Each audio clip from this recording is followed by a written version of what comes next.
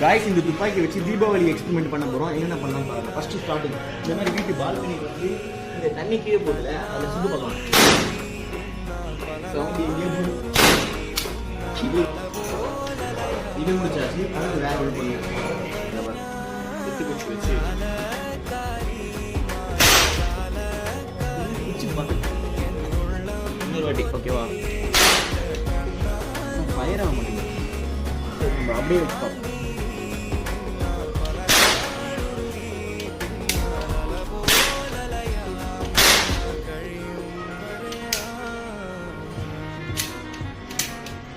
Force இருக்கு, ஆனால் பத்தலை.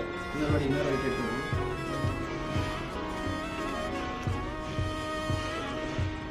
ரெடி புல்லட் காலி புல்லட்